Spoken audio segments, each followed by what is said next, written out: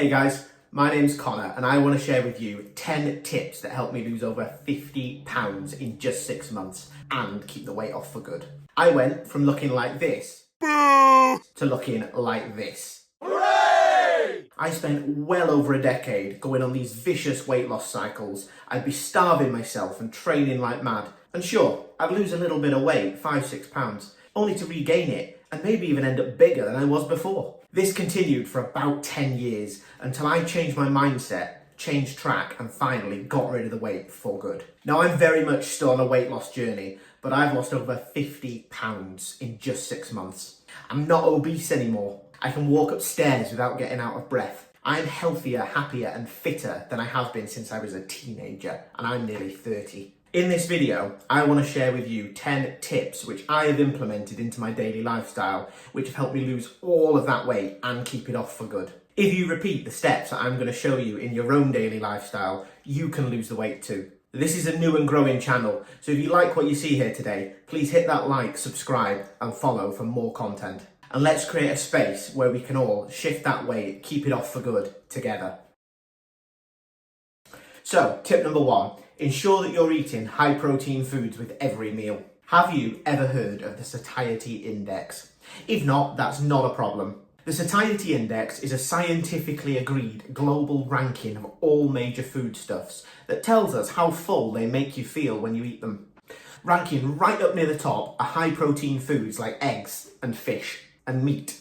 This means that when you eat those foods, they will help you feel fuller for longer when you compare them with things like pasta and simple sugars. This is great news because it reduces the urge to snack in between meals. And by cutting down the number of snacks that we're eating in between our meals, we're cutting our total calorie intake, which makes it far easier to maintain a deficit. And as you know, we need to ensure that we maintain a calorie deficit to lose weight. Protein is also key to building and repairing muscle from every single time that you work out as part of your weight loss regimen.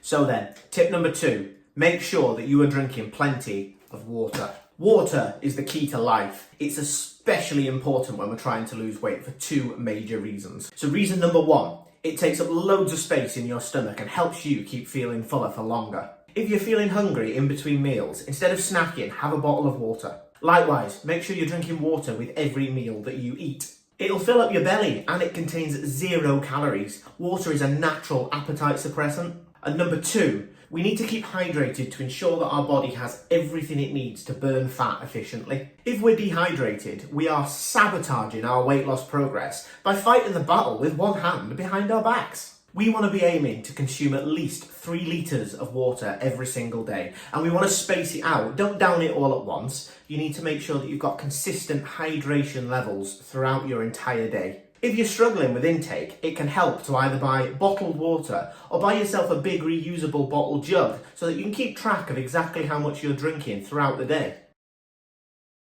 Tip number 3, fill up on vegetables. Vegetables are a brilliant source of vitamins and minerals. They're really bulky, so they fill you up, they keep you regular, and they contain very few calories. Our bodies need an ideal environment to ensure efficient weight loss, so we need to make sure that we're giving them all of the nutrients that they need to achieve that effectively. Veggies can also add substantial bulk to our meals, whilst providing very few calories to the total number compared to other foodstuffs. This means we can combat our hunger effectively by stuffing ourselves with vegetables without sabotaging our overall calorie deficits. We should be trying to include at least 1 or 2 generous portions of veg with every single meal that we eat. Even though veg is low in calories, do make sure you are weighing the amounts that you're adding to your food because they do contain some and we don't want to sabotage ourselves. Tip number 4 now, be wary of oils, dressings and sauces. If you're anything like I was, cooking with things like oils meant picking up the bottle, adding a glug to the pan and jobs are good and off we go. It's so dangerous, and it's the same with things like ketchup and mayonnaise. They are packed with calories. Where possible, you want to be choosing to use a low-calorie oil spray rather than using liquid oils. You also want to be thinking about how you're cooking your food. Choose things like grilling and poaching instead of frying. And a big one here, skip the sauces and the dressings as they're normally packed with sugars and extra calories that you didn't even know you were taking in. If you absolutely have to have a sauce or a dressing with whatever food you're eating, you need to make sure that you're accurately measuring how much you are consuming, because it's just attacking us by stealth and crippling our weight loss gains. Okay, tip number 5, weigh yourself every single morning. It is vitally important that we keep an accurate measurement of how we're getting on with our weight loss journey. We need to be weighing ourselves every single morning. Preferably, we want to be doing this after any food, any drink, and if your schedule will allow, after a bowel movement. The reason for this is that without those 3 items, that is the lightest you are going to be throughout that entire day. Our body weight tends to be higher in the evening because we retain water throughout the day. Weighing yourself every morning helps you keep motivated and helps you catch any deviations to your weight loss goals before they sneak up on you and do any serious damage. If you notice that day after day you're not losing any weight, you can tweak your calorie intake and your energy expenditure as needed to ensure that you're on a consistent downhill pattern. Bear in mind though, your weight will fluctuate day by day, so take it with a pinch of salt and make sure that you're trending over the course of a couple of weeks, rather than just looking at whether the scales have moved a pound or 2 overnight. Okay, so we are rocketing through these now, up to tip number 6. Plan your menu for the week in advance. Each weekend, you should be spending a bit of time sitting down and working out what you want to eat the following week. You can then put together a menu plan and spend some time researching the calories in every meal that you're intending to cook. By pre-planning this, it takes stress out of the work week because you don't have to come home from work, get out your scales and start trying to work everything out on a piece of paper. You've got it all pre-worked out, written down and ready to go. So all you need to do is cook the food. This honestly saves so much time and makes life so much easier. But it also makes sure that provided that you don't cheat on the menu that you created, you are guaranteed to achieve your calorie intake target for the week, which means that provided you've worked it out, intake minus expenditure, you are going to lose weight that week. Okay guys, tip number 7.